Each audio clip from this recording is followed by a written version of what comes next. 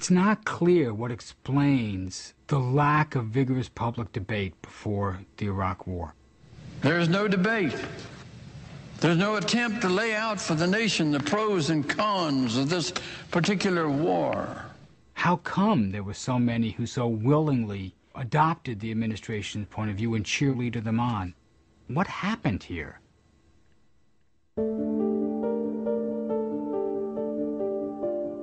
The B-2 bomber has a piece of it made in every single state to make sure that if you ever tried to phase that project out, you will get howls. I believe in this military. I am urging the Senate to support this bill. You can say what you want to about the military-industrial complex, but quite frankly, the buck stops with our members of Congress. They're the ones who appropriate, they're the ones who authorize, they're the ones who actually spend the money. $830 million approximately in Humvee production. Corporations are set up to make money. That's what their mission is. The military is set up to be prepared for the worst-case scenario. Our elected officials, however, are elected to make decisions. Well, I just want to thank the chairman for working with me and adding $100 million to upgrade 10 additional B-1 bombers. A lot of it is like the mafia families. God bless our contractors.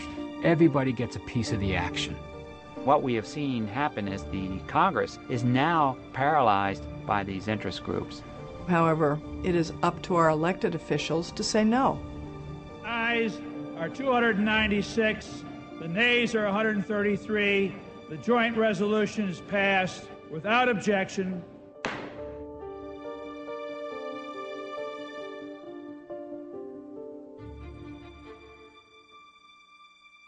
Frankly, I think we're talking entirely about what Eisenhower was talking about in his farewell speech, about the dangers of a military-industrial congressional complex.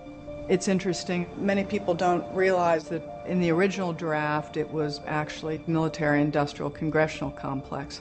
But the congressional part of it was removed because Dwight Eisenhower was very proud of the fact that he had outstanding relationship with Congress. My problem with Eisenhower has always been that he took the reference to Congress out because he didn't want to offend anyone.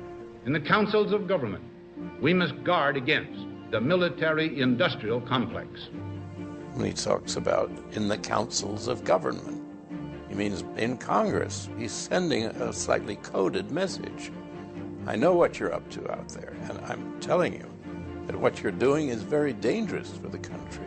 It's more appropriate and more accurate to refer to it as a military-industrial congressional complex because Congress is a major player and a major victim of this at the same time. You get a situation where nobody wants to be seen to be responsible for not agreeing to some kind of weapons system or military action. The civilized world must act. And they have no incentive to do so, because being seen in opposition to strong defense policies is a liability. I don't know how you would want to assess the reasons the United States went to war in Iraq. But ultimately, you have to ask yourself at the end of the day, does any of this contribute to whether or not we are making valid and appropriate decisions about our conduct of foreign policy?